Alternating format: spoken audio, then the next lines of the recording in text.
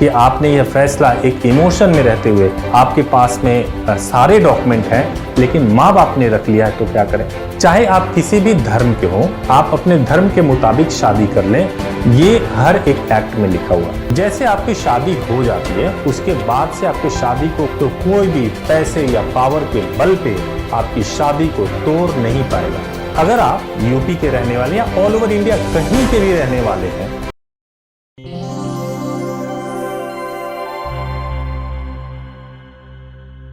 नमस्कार दोस्तों, lead India law associates यानी लीला के इस वीडियो में आपका बहुत बहुत स्वागत है। दोस्तों, सितंबर के इस अपडेट में मैं आपको एक एक चीज ठीक से एक्सप्लेन करूंगा और बताऊंगा कि यदि आपको कोर्ट मैरिज करना है तो आप कैसे कोर्ट मैरिज कर सकते हैं।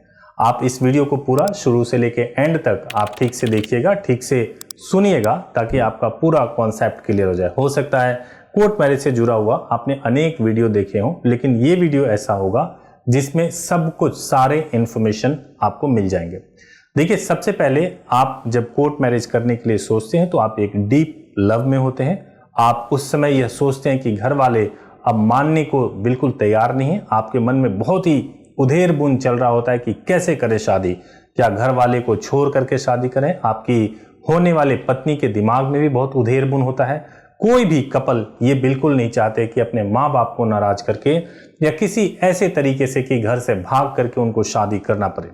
लेकिन जब आपको यह लगता है कि आपके लिए यही सबसे सही है, जब आपको लगता है कि आपको माँ बाप अंडरस्टैंड नहीं करेंगे और आपको अलग कर देंगे, तब आपको इस स्टेप को लेना पड़ता है। स्वाभाविक है कि आपने यह फैसला एक इमोशन में रहते हुए, एक उधेर बुन में रहते हुए आपने यह फैसला लिया है, तो उस समय सजग होकर के, संभल करके सोचना बहुत ज़्यादा जरूरी है और संभल के पता करना भी बहुत ज़्यादा जरूरी है।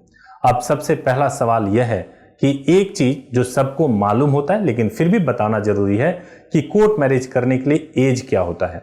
कोर्ट मैरिज करने के लिए लड़की की एज 18 साल कंप्लीट होनी चाहिए डॉक्यूमेंट के मुताबिक, और लड़के की एज जो है 21 साल कंप्लीट होनी चाहिए डॉक्यूमेंट के मुताबिक। अब एक दूसरा प्रश्न आता है कि भाई एज कंप्लीट है तो डॉक्यूमेंट्स में दो सिनेरियो क्रिएट हो जाता है। उन सिनेरियो के बारे में भी मैं बताऊंगा। एक तो जानते हैं सब लोग कि एज प्रूफ के लिए आपको 10वीं की मार्कशीट देनी होगी, या फिर आप बर्थ सर्टिफिकेट दे दें। रेजिडेंस प्रूफ के लिए आधार कार्ड देना होता है, आईडी प्रूफ एक देना होता है। ये डॉक्यूमेंट्स मेरे अनेक वीडियो से आपको पता चल गया होगा। लेकिन क्वेश्चन ये नहीं है, क्वेश्चन ये है कि यदि 10वीं का मार्कशीट ना हो तो क्या करें। यदि आपके पास में सारे डॉक्यूमेंट हैं लेकिन माँ बाप ने रख लिया है तो क्या करें। तो आपको एक बात ध्यान में रखना चाहिए कि डॉक्यूमेंट भले ही माँ बाप ने रख लिया हो, लेकिन आपकी एज पूरी होनी चाहिए। देखिए, दो चीजें, अगर आपकी एज पूरी है ना और केवल आधार कार्ड भी आपके पास में है, एज पूरी है, कोई फ्रॉड नहीं होना चाहिए, केवल आधार कार्ड भी होगा तो मैरिज हो सकती है। लेकिन एज पूरी होनी चाहिए। मैं बार बार रिपीट कर रहा हूं, कोई फ्रॉड नहीं होना चाहिए। और अगर आपकी एज पूरी नहीं है, अगर आप लोगों की एज पूरी नहीं है, तो कोई भी डॉक्यूमेंट क्यों ना हो वो किसी काम के नहीं आने वाले। तो यदि आपके माँ बाप ने आपके डॉक्यूमेंट को छिपा के रख लिया है या कुछ ऐसी परिस्थिति आपके सामने आ गई है, तो बिल्कुल टेंशन नहीं लेना है। जो हमारा हेल्पलाइन नंबर है 8800444555, इस पर आप सुबह में 9 बजे से लेके शाम को 8 बजे के बीच में कॉल करिए। सोमवार से शनिवार के बीच में कॉल करिए। जो भी हमारे प्रतिनिधि या मैं खुद भी, अगर फोन पे मेरी बात होती है तो हम जरूर आपको पूरी तरह से गाइड करेंगे कि आपको कैसे मैरिज करना है। शादी करने का जो अधिकार है हमारे भारतीय संविधान के तहत मिलता है। सुप्रीम कोर्ट, हाई कोर्ट ने अपने अनेक डिसीजंस में कहा हुआ है, अनेक डिसीजंस में इस बात को हाईलाइट किया है कि आप हर व्यक्ति का एक इंडिविजुअल लाइफ है, उसको किसके साथ रहना है, किसके साथ जीवन बिताना है, किसके साथ विवाह करना है, इस पर कोई प्रतिबंध नहीं लगा सकते। हालांकि एक्ट के मुताबिक कुछ शर्तें जरूर बताई गई हैं। उन शर्तों का ध्यान में रख करके अगर आप विवाह करते हैं तो कोई भी व्यक्ति आपको शादी करने से रोक नहीं सकता, यह पूरी तरह से कानूनी है। अब आप शादी करने के लिए जब इंक्वायरी करते हैं तो आपके दिमाग में आता है कि कौन से एक्ट के तहत शादी होगी, किस तरह से शादी होगी, तो इसके बारे में भी मैं आपको क्लियरिटी दे देता हूं। चाहे आप किसी भी धर्म के हो, आप अपने धर्म के मुताबिक शादी कर लें, ये हर एक एक्ट में लिखा हुआ। अगर आप हिंदू हैं, जैन हैं, सिख हैं, तो आप हिंदू मैरिज एक्ट के मुताबिक शादी कर सकते हैं, आर्य समाज में शादी कर सकते हैं। यदि आप मुस्लिम हैं तो आप निकाह कर सकते हैं।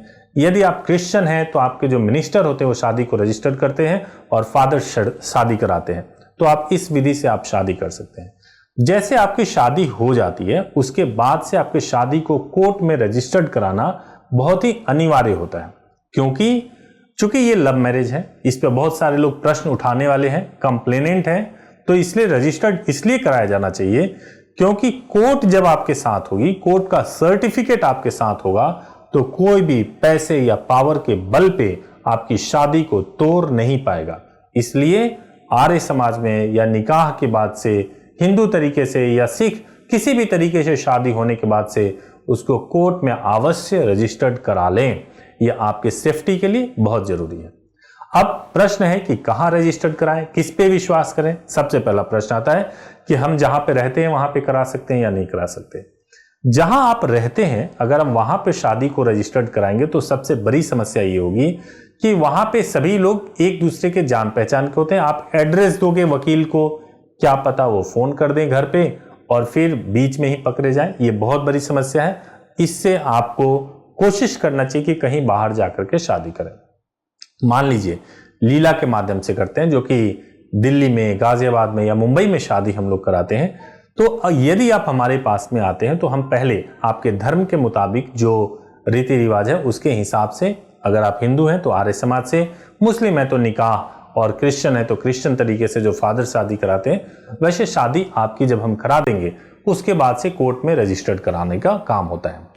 अगर आप यूपी के रहने वाले या ऑल ओवर इंडिया कहीं के भी रहने वाले हैं, अगर आप चाहते हैं कि आपकी शादी सिर्फ एक दिन में संपन्न हो जाए तो यह बिल्कुल मुमकिन है। एक ही दिन में शादी भी हो सकती है और वो कोर्ट में रजिस्टर्ड भी हो सकता है। लेकिन यदि आप यूपी के अलावा कहीं और के रहने वाले हैं तो आप दिल्ली से शादी, आपकी प्रेफरेंस हो कि दिल्ली से ही मुझे करनी है, तो पहले दिन आपकी शादी हो जाएगी और दूसरे दिन मैरिज का रजिस्ट्रेशन हो जाएगा। और यदि आप मुंबई के रहने वाले हैं, महाराष्ट्र के रहने वाले हैं या साउथ इंडिया के रहने वाले हैं तो आपकी शादी मुंबई से पहले दिन ही हो जाती है। पहले दिन ही प्रोविजनल सर्टिफिकेट, आर्य समाज का सर्टिफिकेट मिल जाता है और 8 से 10 दिन में आपको जो ओरिजिनल सर्टिफिकेट है वो भी मिल जाता है। तो ये तो आपको मैंने बता दिया शादी के सर्टिफिकेट के ऊपर। अब एक प्रश्न आता है फीस। देखिए, आप जितने जगह, जितने एडवोकेट से आप बात करोगे, सभी एडवोकेट या सभी संस्थाएं अपनी अपनी फीस बताती हैं और फीस अलग अलग बताने का एक रीजन भी है। आप अगर एक ही शर्ट को खरीदने जाते हैं तो वो 200 में भी मिलता है, एक ही शर्ट 2000 में भी मिलता है। तो जरूर क्वालिटी और सर्विस के बीच का फर्क होता है। कई लोग सोचते हैं कि चलो पहले इंस्टेंट पैसा आ जाए, चाहे शादी का रिकॉर्ड मेंटेन होता है या नहीं मेंटेन होता है, इससे फर्क नहीं पड़ता। लेकिन जो लोग रिलायबल हैं, जिनको आप बहुत समय से फॉलो करते आ रहे हैं, यदि आप फॉलो नहीं कर रहे हैं तो उनके बारे में जांच कर लें। आप लीड इंडिया के बारे में जांचेंगे तो लीड इंडिया ना केवल एक लॉ फर्म है बल्कि एक मीडिया संस्था भी है, जो कि 2005 से डॉक्टर एपीजे अब्दुल कलाम, जो भारत के पूर्व राष्ट्रपति थे, उनके माध्यम से, उनके ही निर्देश में, उनके ही निगरानी में स्टार्ट हुआ था। तो दोस्तों, यदि आप लीड इंडिया लॉ एसोसिएट से हमारे माध्यम से जुड़ना चाहते हैं, हमारे माध्यम से कोई लीगल सर्विस लेना चाहते हैं, तो आप आसानी से ले सकते हैं। सितंबर के अपडेट में बस इतना ही इंफॉर्मेशन है।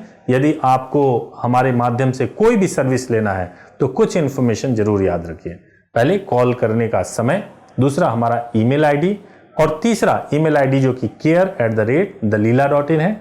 दूसरा हमारा हेल्पलाइन नंबर 8800444555 है और हमारी वेबसाइट thelila.in THELILA.in, इसको जरूर याद रखिए, बहुत काम की चीज है। एक और महत्वपूर्ण बात मैं बताऊं, लीड इंडिया लॉ एसोसिएट्स में केवल शादी से जुड़े ही सर्विसेज नहीं दिए जाते हैं।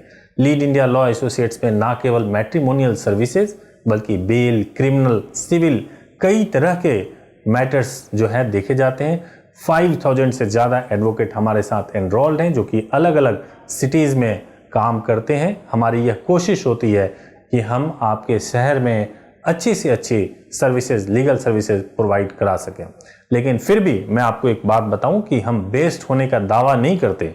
हम बेस्ट हैं या नहीं है, ये केवल और केवल आपको तय करना है।